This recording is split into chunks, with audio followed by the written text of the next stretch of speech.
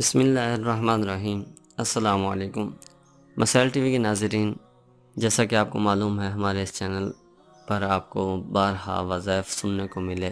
امید ہے آپ نے عمل کیا ہوگا، آپ کو بہت سارے اس کے فوائد بھی حاصل ہوئے ہوں گے۔ اسی طریقے سے انشاءاللہ آج ہم آپ کو ایک نیا وظیفہ بتانے جا رہے ہیں۔ ایک ایسی بیماری کہ عموماً انسانوں کو بعض اوقات ہو جاتی ہے، تو یہ بڑی تکلیف دہ بیماری ہے۔ بظاہر اس کا چھوٹا سا نام ہے کہ خارش کی بیماری، لیکن یہ بہت زیادہ تکلیف دہ عمل ہوتا ہے۔ یہ خارش ایک ایسا مرض ہے جس کے ہو جانے کے بعد بعض اوقات، ویسے ہمارے عقیدے کے مطابق، جو مسلمانوں کا عقیدہ ہے، حدیث پاک کے تحت کوئی بیماری متعدی نہیں ہوتی۔ ایک شخص سے دوسرے شخص کو وہ بیماری نہیں لگتی۔ اس دور کے اندر جس میں ہم جی رہے ہیں، اس میں کرونا وائرس کی شکل میں جو چیز آئی ہے، تو ہر ایک شخص کو جو ہو رہا ہے وہ قدرت کے حساب سے اپنی طرف سے ہو رہا ہے۔ اس پر حدیث پاک میں آیا، ایک اعرابی نے آپ صلی اللہ تعالی علیہ وسلم سے سوال کیا کہ ہمارے اونٹوں میں سے کسی ایک کو خارش ہو جاتی ہے، اسی سے بڑھ کر پھر دوسرے کو، پھر تیسرے کو، پھر چوتھے کو، اس طرح کر آگے تمام ہمارے اس ریوڑ کو، یعنی جتنے اونٹ ہوتے ہیں تمام کو خارش کی بیماری لگ جاتی ہے۔ تو ان کا چونکہ یہ اہل عرب جو جہالت کی راہ پر تھے، ان کا یہ کنسپٹ تھا، عقیدہ تھا کہ بیماری متعدی ہوتی ہے۔ متعدی کہتے ہیں ایک سے دوسرے کو لگنا، تو ان کا یہ کنسپٹ تھا۔ تو اس پر آپ صلی اللہ تعالی علیہ وسلم نے ارشاد فرمایا، ان کے اس وسوسے اور اس عقیدے کا جواب دیتے ہوئے ارشاد فرمایا کہ یہ بتائیں کہ پہلے اونٹ کو جو بیماری لگی ہے وہ کہاں سے لگی ہے؟ تو اب اس کے پاس بعین طور پر کوئی جواب نہیں تھا، جو اس کا یہ کہنا تھا کہ ایک سے دوسرے کو لگتی ہے، دوسرے سے تیسرے کو لگتی ہے۔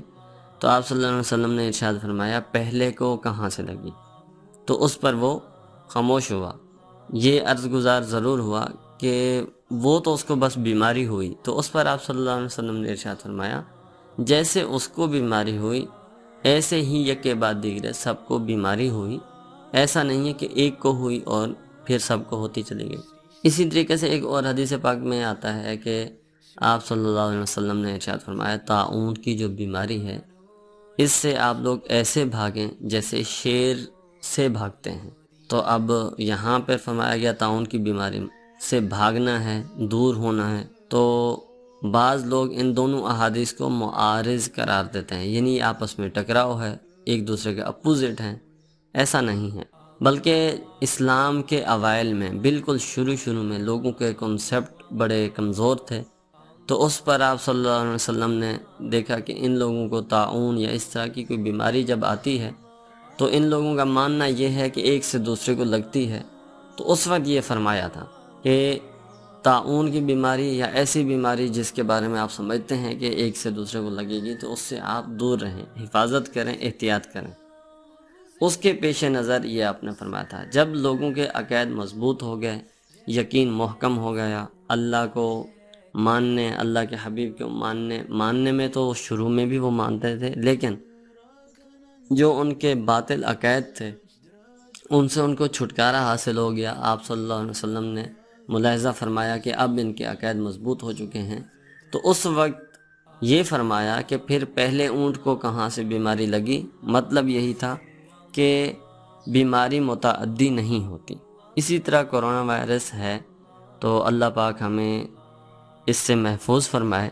اور اس دور میں کسی سے بھی اس طرح کا کلام کرنا کہ نہیں ایک سے یہ دوسرے کو نہیں لگتا، تو چونکہ سائنس اور میڈیکلی طور پر اس کو یہ ثابت کر دیا گیا ہے کہ ایک سے دوسرے کو منتقل ہوتا ہے، لگتا ہے، لہٰذا اس بحث میں گئے بغیر اپنے عقیدے کو محفوظ رکھیں۔ اور آپ صلی اللہ علیہ وسلم نے احتیاط کرنے سے منع نہیں کیا۔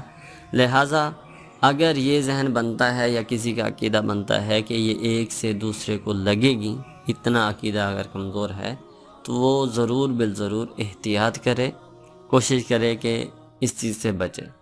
بہرکیف ہم اپنے اس وظیفے کی طرف آتے ہیں کہ خارش کی جو بیماری ہے، خارش کی ہو یا کوئی بھی بیماری ہو، بیماری متعدی نہیں ہوتی، ایک سے دوسرے کو نہیں لگتی۔